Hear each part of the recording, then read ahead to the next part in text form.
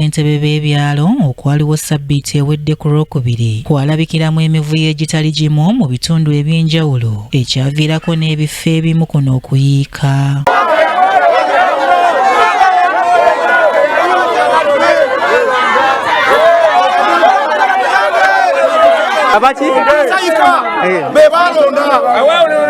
Akakiiko k'ebyokulonda bwe katyo kaasalawo mu bifo ebitali bimu okulonda gye kwayiika ne kuddibwamu ku Lwomukaaga oluwedde okusobozesa abatuuze okwesalirawo ku bakulembeze be beetaaga. Kyokka newankubadde nga guno guli gutyo wakyaliwo abatuuze abatali bamativu n'engeri okulonda gye kwatambulamu ku byalo byabwe ng'era bano okuli n'abaali mu lwokaano bawakanya obuwanguzi bw'abamu ku baalangirirwa.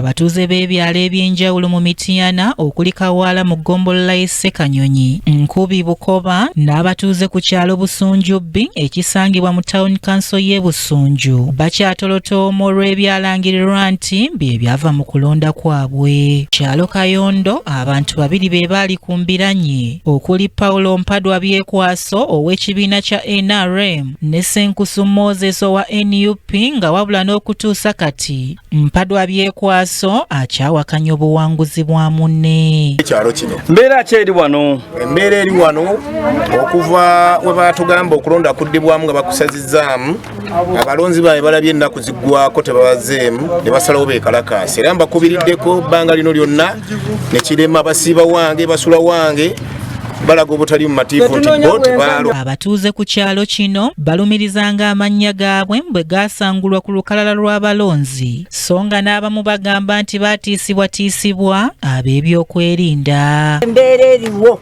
ffe kutulondera Kalulu nga bo batulondera batya nga naffe twava awaka okujja okulonda twajja kulonda ate bo batulondera batya abavudde emmanga yiri eri abatali mu nakani yaffe ate bo batulonde. Ekanya we budali tetuli bamativu olwa sitampu gye baagala nti bagitwale ku mpaka bagulangule bwe bagamba bo bagulangule sitampu yaffe twagala kumanya bagigulirawo era kyekitulese wakiyamaani okwekalakaasa twagala sitampu atubulire oba weerewe setwagala kutulondera ffe tulina okwerondera. Bagigula waani? Mbu bagigula bo Gombolola twagala bajje batubulire. Mbere yaliwo yatulemesa nga batugamba sente yekola talina sente tafumita lindazi ng'enjogera eriwo olwaleero nga batugaffe stampu yaffe yagulibwa dda naye nga twali mabega w'omukulembeze Paulo Mpadwa kyeyamani waffe gwe tumanyi mwagala kikati naye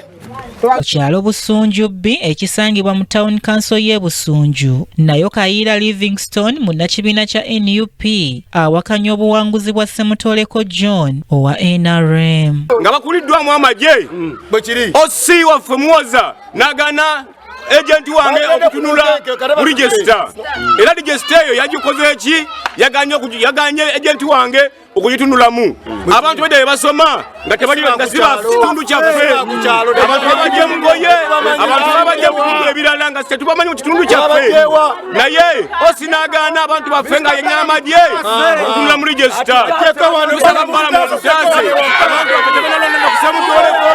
ono alumirizanga okulonda bwe kwalimu ebikolwa by'okutiisatiisa abantu awamu n'okugulirira abalonzi.